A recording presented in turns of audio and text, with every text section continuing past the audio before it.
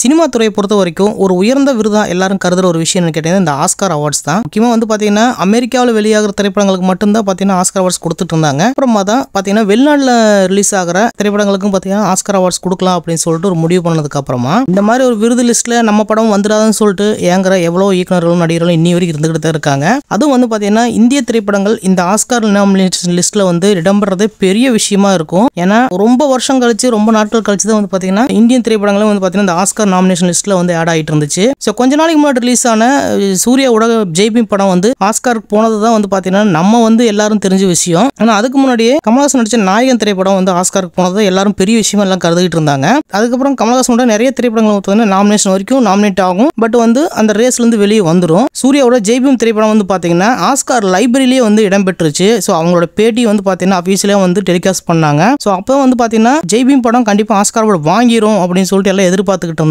But unfortunately வந்து ஒரு குறைந்தபட்ச ஓட்டு வித்தியாசத்துல தான் அந்த படம் வந்து ஆஸ்கார் அவார்டு வாங்க முடியல. அதுக்கப்புறம் வந்து பாத்தீங்கன்னா கொஞ்ச நாளைக்கு முன்னாடி ரிலீஸ் ஆன ஹரிஷ் கல்யாணோட பார்க்கிங் திரைப்படம் வந்து பாத்தீங்கன்னா ஆஸ்காரோட லைப்ரரியில வந்து இடம்பெற்றுச்சு. அதாவது வந்து படத்தோட கதையும் ஸ்கிரீன் பிளேயும் நல்லா இருக்கிறதுனால கண்டென்ட் ரொம்ப ஃப்ரெஷ்ஷா இருந்ததுனால அந்த படத்தை வந்து ஆட் பண்றேன்னு சொல்லிட்டு அவங்க வந்து டைரக்டர்கிட்ட ஆபீஸ்ல எழுதி வாங்கினாங்க. சோ அதுக்கப்புறம் வந்து பாத்தீங்கன்னா கடந்த நவம்பர் 14 ரிலீஸ் ஆன கங்குவா திரைப்படம் உலக அளவுல பெரிய பிரம்மாண்டமா ரிலீஸ் ஆச்சு. நிறைய எதிர்பார்ப்பு இந்த படத்துக்கு இருந்துச்சு. நிறைய லெவல் வந்து வேற லெவல்ல ப்ரொமோஷன் பண்ணிட்டு இருந்தாங்க. ரசிகர்கள் மத்தியில வந்து எதிர்பார்த்த வரவேற்பு கிடைக்கலன்னு சொல்றாங்க. ஆனா அது உண்மையே கிடையாது. ஆனா இந்த கங்குவா திரைப்படம் எதிர்பார்த்த அளவுக்கு மக்கள் மத்தியில போய் சேரலங்கிறதுக்கு முக்கியமான ஒரு காரணம் என்னன்னு கேட்டீங்கன்னா இந்த சோசியல் மீடியா இன்ஃப்ளூயன்ஸ் தான். ஸோ இந்த யூடியூப்ல வந்து ரிவ்யூஸ் போடுறவங்களா இருக்கட்டும், இல்ல சோசியல் மீடியாவில் ட்ரோல் பண்ற ஆட்களா இருக்கட்டும், இவங்களால தான் வந்து பாத்தீங்கன்னா இந்த படம் எதிர்பார்த்த அளவுக்கு வந்து பாத்தீங்கன்னா மக்கள் மத்தியில போய் சேரல. அதனால வந்து பாத்தீங்கன்னா இந்த படம் வந்து ஓடிடியில் ரிலீஸ் ஆனதுக்கு அப்புறமா ஏன் இந்த படத்தை வந்து இப்படி பண்ணீங்க, படம் நல்லா இருக்கே அப்படின்னு சொல்லிட்டு நிறைய பேர் பாசிட்டிவான ரிவ்யூஸ் கொடுத்துட்டு இருந்தாங்க. சரி படம் ரிலீஸ் ஆகும்போது நீங்க எங்கடா போயிருந்தீங்க அப்படின்னு சொல்லிட்டு கேட்கற மாதிரி நமக்கு தோணிட்டு இருந்துச்சு. இப்போ வந்து இந்த படத்துக்கு ஒரு அங்கீகாரம் கிடைச்சிருக்குன்னு சொன்னீங்கன்னா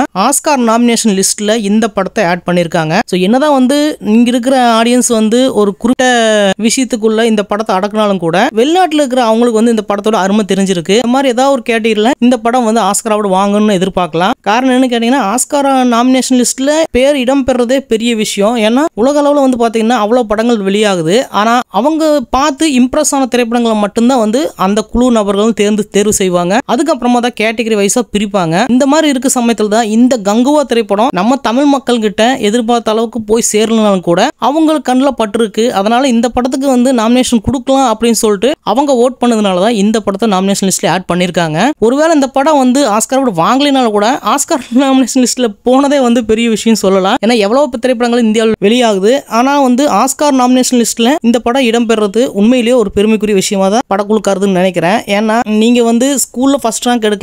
ஆனா அதுக்காக வந்து வேலை வாங்கிட்டேன்னு அர்த்தம் கிடையாது. கடைசி ரேங்க் எடுத்தவங்க கூட நல்ல பிசினஸ் பண்ணி பெரிய ஆளா வந்தவங்க இருக்காங்க. ஸோ அந்த கதை தான் இதுவும். இப்போ நாம ஒரு விஷயத்தை எதிர்பார்க்கலாம். அது என்னன்னா இந்த கங்குவா திரைப்படம் ஏதாவது ஒரு கேட்டகரியில ஆஸ்கார் அவார்டு வாங்கிருச்சுன்னா அது உண்மையிலேயே இந்த படத்தை ட்ரோல் பண்ணவங்க, இந்த படத்தை ஓட விடாம தடுத்தவங்களுக்கு எல்லாம் பாத்தீங்கன்னா மூஞ்சில சாணி அடிச்ச கதையா தான் இருக்குன்னு நினைக்கிறேன். ஏன்னா இந்த கங்குவா திரைப்படத்தை தமிழ்நாட்டில் வந்து தோல்வியடை செய்யறதுக்கு ஒரு முக்கியமான ஒரு குழு வந்து அமைச்சு தான் வந்து பண்ணியிருக்காங்கன்னு சொன்னாங்க. அதாவது வந்து இந்த தியேட்டர்ல வந்து ரிவ்யூஸ் சொல்றவங்களா இருக்கட்டும், யூடியூப் ரிவ்யூஸா இருக்கட்டும், இல்ல இந்த சோசியல் மீடியாவில் அதிகமான தேவையில்லாத விமர்சனங்களை பதிவு செஞ்ச நபர்களா இருக்கட்டும், இவங்க எல்லாம் பாத்தீங்கன்னா ஒரு குறிப்பிட்ட ஒரு குழுவை சேர்ந்த நபர்களா தான் இருக்காங்கன்னு சொல்லிட்டு கொஞ்ச நாளைக்கு முன்னாடி ஒரு ரிப்போர்ட் சொன்னாங்க. ஸோ படக்குழு வந்து பாத்தீங்கன்னா இதை பெருசா எடுத்துக்கல. ஸோ திறமையை காட்டிட்டோம், அவங்க வந்து அப்ரிஷியேட் பண்ணலன்னு நாம என்ன பண்ண முடியும் அப்படின்னு சொல்லிட்டு அவங்க வந்து இது டீல்ல விட்டுட்டாங்க. ஆனாலும் வந்து பாத்தீங்கன்னா இவ்வளவு பெரிய இடத்துல வந்து இந்த படம் வந்து நாமினேட் ஆன விஷயம் வந்து உண்மையிலேயே ஒரு பெருமைக்குரிய விஷயமா தான் நான் நினைக்கிறேன். சரி எதுவா இருந்தாலும் பரவாயில்ல, இந்த கங்குவா திரைப்படம் ஆஸ்கார் நாமினேஷன் லிஸ்ட்ல இடம்பெற்றது உண்மையிலேயே தமிழ் சினிமாவுக்கு ஒரு பெருமைக்குரிய ஒரு விஷயமா இருக்கலாம். திறமையான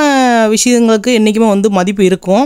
ஒரு சில நபர்களால் பண்ற விஷயங்கள் வந்து அந்த திறமையை வந்து அடக்கிவிட முடியும் அப்படின்னு கண்டிப்பா சொல்லவே முடியாது. கண்டிப்பா வந்து கங்குவா திரைப்படம் ஏதாவது ஒரு பிரிவுல வந்து ஆஸ்கார் அவார்டு வாங்கணும்னு எதிர்பார்க்கலாம். இந்த வீடியோ பிடிச்சிருந்தா மறக்காம லைக் பண்ணுங்க, கமெண்ட் பண்ணுங்க, ஷேர் பண்ணுங்க. மறக்காம என்னோட சேனல் சப்ஸ்கிரைப் பண்ணிக்கங்க. தேங்க்யூ நண்பர்களே.